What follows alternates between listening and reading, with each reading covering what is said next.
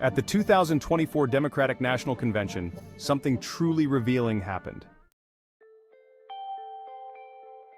While hundreds of speakers took the stage to talk about the struggles of the middle class, the working poor, and the need to redistribute wealth and opportunities in this country, Chris Cuomo, an American television journalist anchor at News Nation, did something different.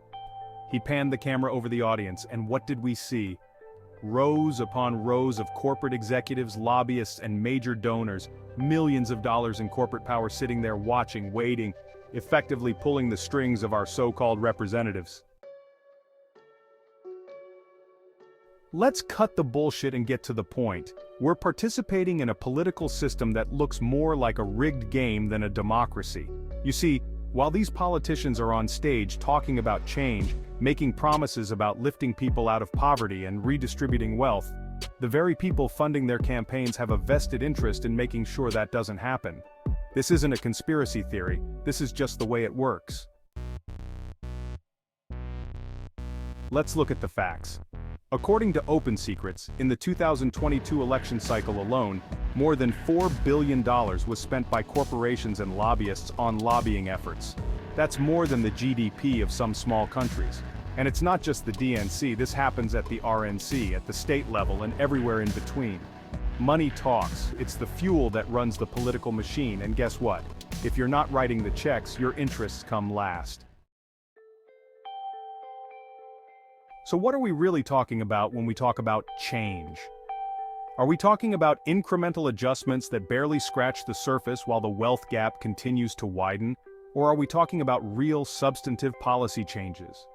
Because as it stands, the policies we need, universal health care, affordable housing, a living wage, genuine climate action, are constantly getting watered down or blocked outright. Why? Because the corporate overlords who fund these politicians don't want anything that might threaten their bottom line. Think about it. How can we expect a politician to fight for workers' rights when their campaign is funded by corporations that profit from keeping wages low? How can we expect genuine healthcare reform when big pharma and insurance companies are the biggest donors? The truth is, these corporations aren't just donating out of the kindness of their hearts. They're buying influence, they're buying a seat at the table. And by doing so, they're making sure the policies that could genuinely help the majority are never fully realized.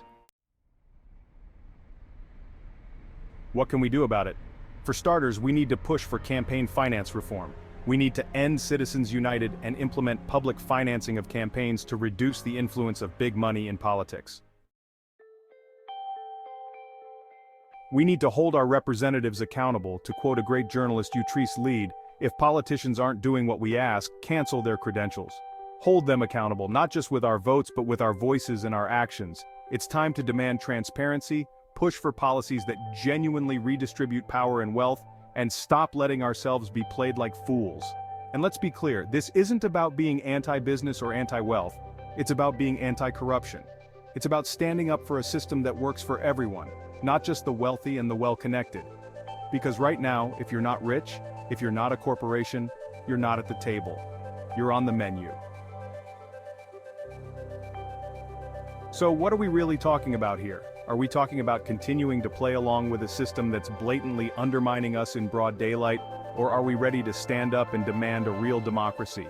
One that listens to the people, not just the donors. It's up to us to decide, because if we don't, no one else will.